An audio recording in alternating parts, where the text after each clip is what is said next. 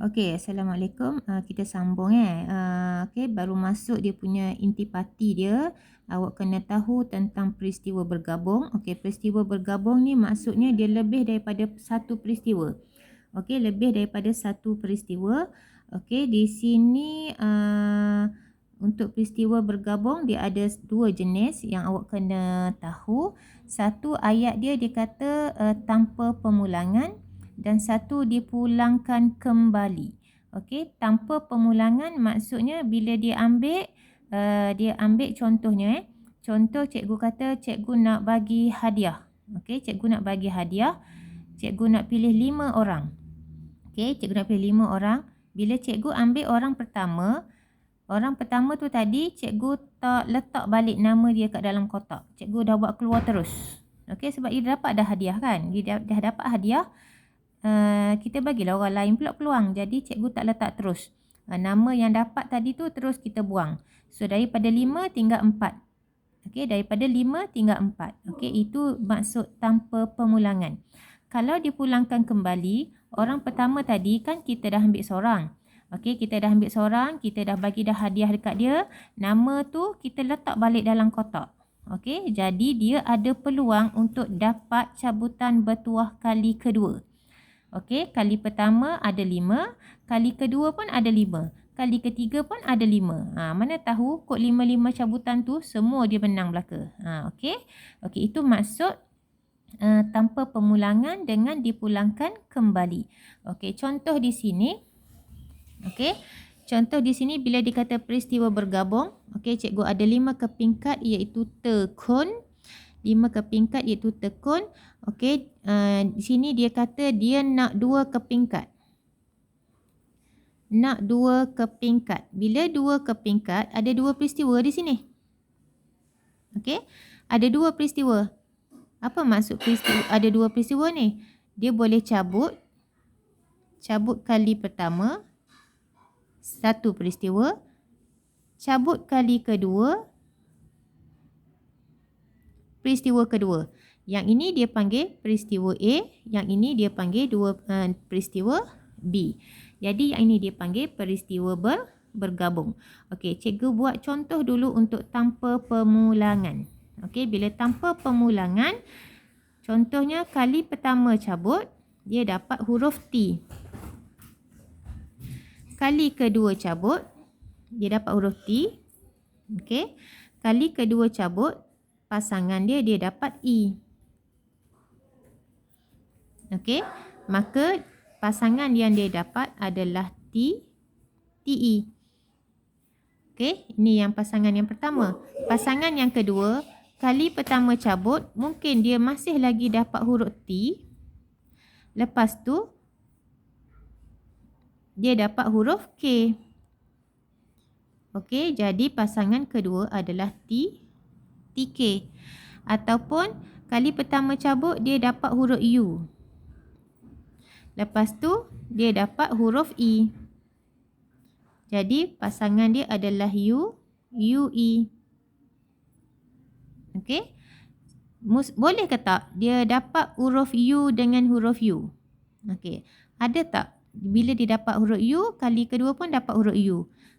Tak boleh sebabnya kad yang kali pertama tadi, dia tak letak dah semula dalam kotak tu. Hak ni dia ada untuk bahagian A, dia ada 5 pilihan. Untuk kali kedua, dia hanya ada 4 pilihan. Sebab yang A tadi dia ambil, lepas tu dia tak letak semula. Okey, dia tak letak semula, maka dia hanya tinggal 4 kepingkat. Maka dia hanya ada 4 pilihan. Okey, so apakah seterusnya yang agak-agak yang kita akan dapat? Okey, TE, TK, TU, TN. Okey, kemungkinan pula kali pertama kad dia dapat E. Jadi, dia dapat E, mungkin ET, EK, EU, EN. Okey, mungkin kali pertama dia dapat K. Maka KT, KE, KU, KN. Okey, mungkin kali pertama dia dapat N. Jadi, kali keduanya adalah mungkin N, NT, NE, NK, NU. Okey, semua jawapan-jawapan yang kita akan dapat itu dia panggil sebagai ruang sampel. Dia panggil sebagai ruang sampel. S dia, sampelnya. Okey, sampelnya. Ruang sampel. S untuk ruang sampel. Okey, macam mana cara nak tulis jawapan-jawapan yang kita akan dapat tu? Maka kena buka dulu pembuka kata. Lepas tu senaraikanlah. Kita mula daripada kad yang pertama, T. Yang pertama dapat T, yang kedua dapat E. Habis. Lepas tu kali kedua pula. Yang pertama dapat T lagi. Lepas tu dapat K. Yang pertama dapat T. Lepas tu dapat U. Yang pertama dapat T. Lepas tu dapat N. Okey. Lepas tu ulang sampai habis. Okey. Kita ambil pula. Yang pertama kita adalah huruf E. E yang pertama. Yang kedua dapat T. E yang pertama. Yang kedua dapat K. E yang pertama. Yang kedua dapat U. Lepas tu E yang pertama. Lepas tu dapat N. Macam tu lah awak ulang sampai habis. Okey. Yang pertama tadi dapat T. Lepas tu cikgu dah buat dah yang pertama dapat E. Lepas tu awak sambung yang pertama dapat K. Lepas tu bila kali pertama K, kali kedua T. KT, KE, KU, KN. Okey, salin sampai habis. Okey, salin sampai habis. So, bila dah salin, awak buat. Okey, apa ruang sampel? Ini ruang sampel. So, berapa bilangan dia semua sekali? Maka N. Bila dia kata N, bila dia minta bilangan, maka awak tulis N. Bilangan apa dia nak? Bilangan sampel. Maka NS. Okey, bilangan S. S adalah ruang sampel. Mana ruang sampel? Ini ruang sampel yang kita buat tadi. Okey, awak siapkan sampai habis. TE, TK, TU, TN. 4, 8, 12, 16. Dia akan dapat 20. Cuba awak senaraikan. Macam mana cikgu boleh tahu dia 20? Okey, macam mana boleh tahu dia adalah 20? Okey. So, dia ada formulanya. Formulanya apa? Formulanya sama macam kita belajar, kalau ingat lagi, kita ada peristiwa A. A ni adalah peristiwa kali pertama yang kita ambil tadi. Kali pertama. A ni adalah peristiwa cabut kali pertama. Okey. So, bila NA, okey, kali pertama kita nak cabut ada berapa? 1, 2, 3, 4, 5. Kita ada 5 pilihan kali pertama. Jadi bilangannya adalah 5. Bila dah ambil dah 1, nak ambil kali kedua. Okey. B adalah ambil kali kedua. Ambil kali kedua. Nak ambil kali kedua, dia bergantung kepada yang pertama tadi kan? Yang pertama tadi dia ada TEKUN. Dia ada 5 pilihan. Bila dah ambil satu, kita pegang. Okey, dia pegang tanpa pemulangan. Dia pegang, dia tak bagi dah. Dia tak letak dah. Bila dia dah ambil satu pegang, maka tinggal 4. Maka berapa NB-nya? NB-nya adalah 4.